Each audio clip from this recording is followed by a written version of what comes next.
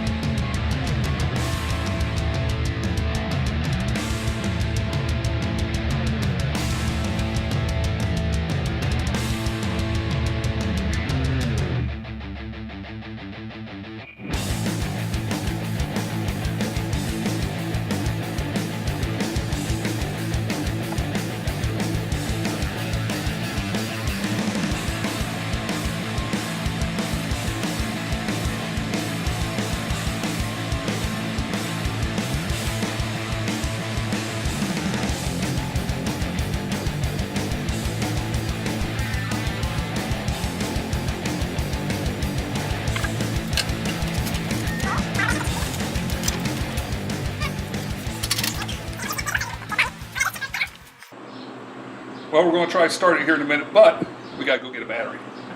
It's kind of important. Right now I got this pump. This is hooked up to the oil pressure port.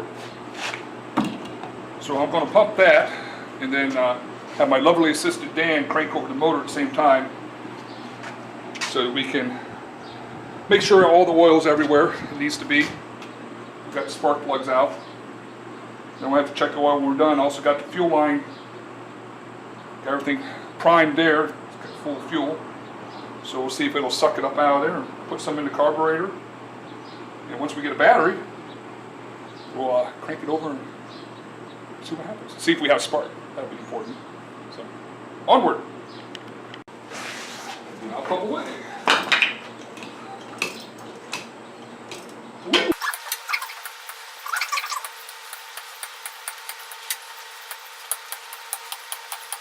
Oh, now we're going to try cranking on the starter and see if the oil pressure comes up, which means I got to get inside. And hopefully the fuel pump's pumping. So we'll crank it over till we get oil pressure. Put spark plugs in. Then I'll maybe put one in or something. I may try to time it, I may not. The timing should be good, but. And we'll have to get a jumper wire because I don't have a key to this vehicle, so we'll have to hot wire it.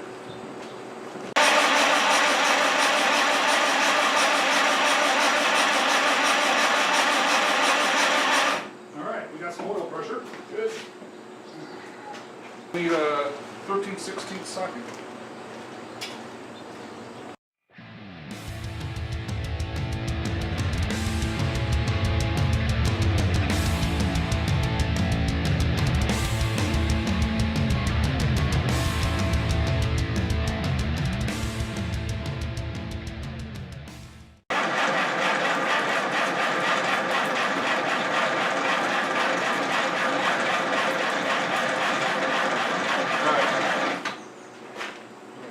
Give her a shot of gas.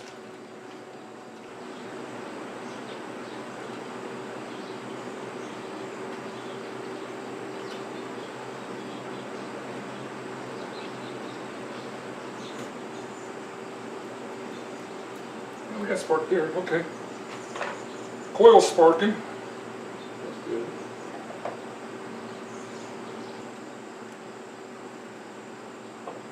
Alright, go ahead, crank it. Alright, we got spark. Woo. Let's dump a little gas in it and see what happens. Alright, hold on a second. Alright.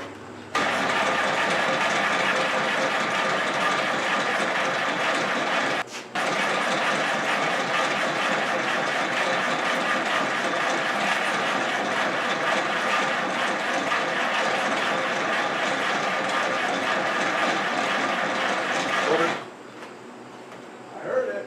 Yeah, it did something for a second there, didn't it?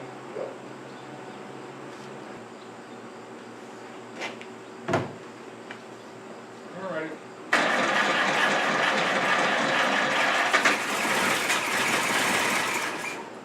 Ooh, I like that. that was a little something, something. 1 hour later. Yeah. Okay, this one's for all the money, right? Hold on a second.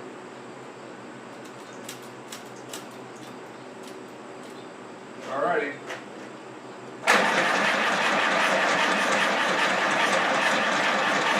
Hold up. Got something? Got to put power back onto it. Good thing that wasn't for all the money. This one's for all the money. Alright, let's try it again. Butter.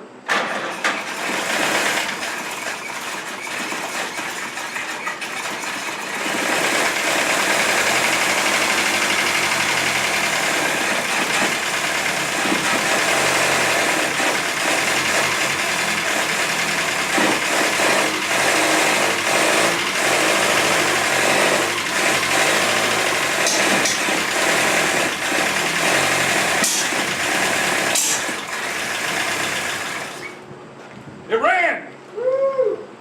Belly bumps. High five. Yeah, all that.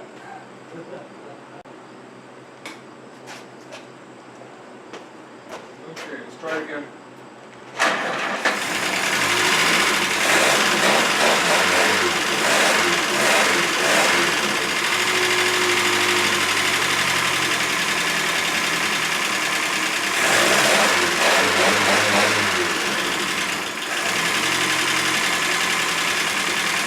Sounds pretty damn good. Got 40 dry oil. Huh? Got 40 dry oil.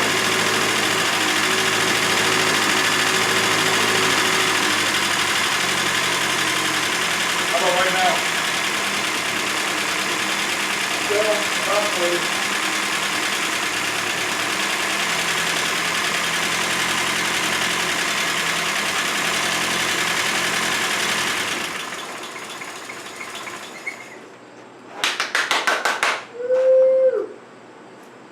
Smoky! Yeah, half a quart load, what to do. We now have a radiator.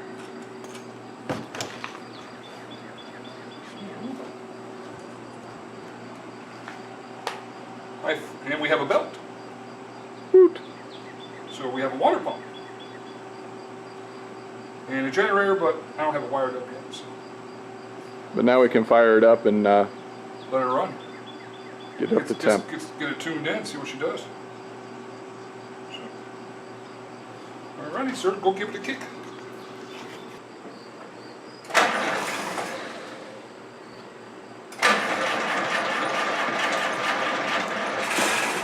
Come on, baby.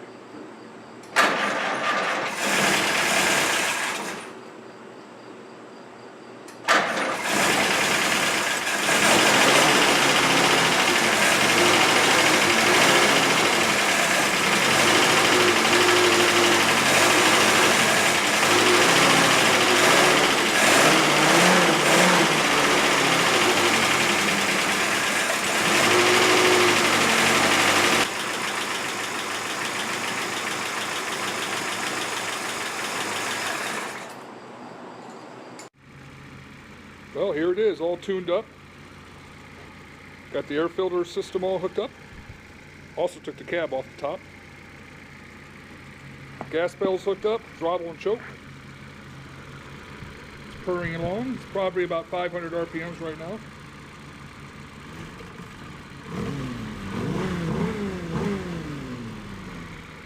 So, sounds pretty good.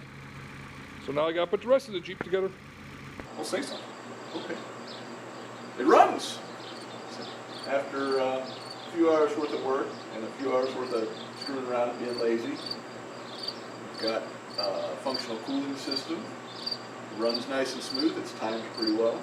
Yeah, I don't know about the timing. I checked it, and then I advanced it some more, and it ran a lot better. So, I don't know. I guess we'll just drive it and tune it by ear. Here you go. Got good oil pressure. Temperature's good. Cools up real nice. Yeah, everything seems to be all right. Making a little bit of smoke. We'll see what happens when I drive it. So, haven't had a chance to break it in, so we'll take it for a couple drives and see what it does. Now, it's not going to be on the road anytime soon. I still got to finish up all the front brakes on it and go through the front axle. Put a bunch of gaskets and seals in underneath. Obviously, I got to put the front end together.